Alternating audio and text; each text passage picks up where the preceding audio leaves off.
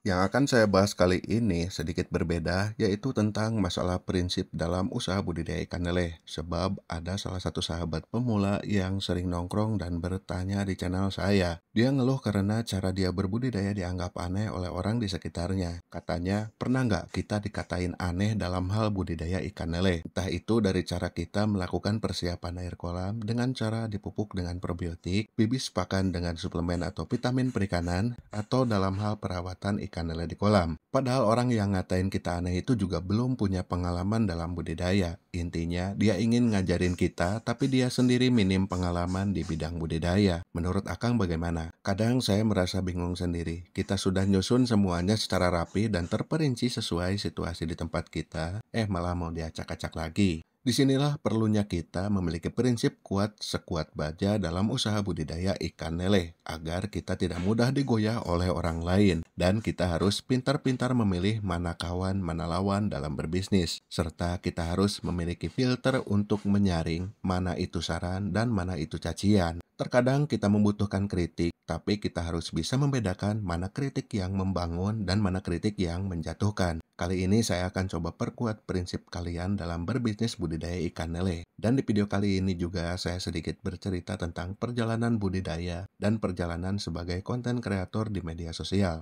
Mengutip dari cerita tadi, sepertinya sahabat ini terlalu lemah mentalnya dan prinsipnya belum terbentuk secara kuat. Baru digoyah dengan ucapan orang sepintas saja sudah gundah gulana. Apalagi nanti pas mulai produksi besar dan memiliki jumlah kolam yang banyak, kita pasti banyak mengenal orang-orang baru yang lebih senior dari kita. Saran saya, biarlah mereka mau berkata apapun, yang penting kita bisa sukses dengan cara kita sendiri. Walaupun cara kita ini dianggap aneh oleh mereka, dalam usaha budidaya ikan lele yang menjadi barometer seseorang sukses itu bisa menjual ikan lelenya setiap hari, bisa nambah kolam menjadi banyak, juga banyak orang yang berdatangan ke kolam yang membutuhkan ikan lele, serta HP berdering terus karena adanya permintaan ikan lele. Dan yang terakhir, bisa memperbesar skala usaha budidaya ikan lele dalam waktu singkat. Bukan caranya. Ketika kita sudah bisa mewujudkan itu, mereka pasti akan bertanya-tanya dan menyadari bahwa cara kita yang dianggap aneh oleh mereka itu ternyata lebih unggul dari cara mereka. Sekarang waktunya kalian memperkuat mental, percaya diri tinggi, dan lakukan apa yang semestinya kalian lakukan. Coba hal-hal yang belum kalian ketahui. Cari cara terbaik budidaya ikan lele di tempat kalian masing-masing. Adapun kegagalan itu wajar, toh kita sedang belajar. Biarkan mereka ngoceh aneh dengan cara kita. Jangan dipedulikan.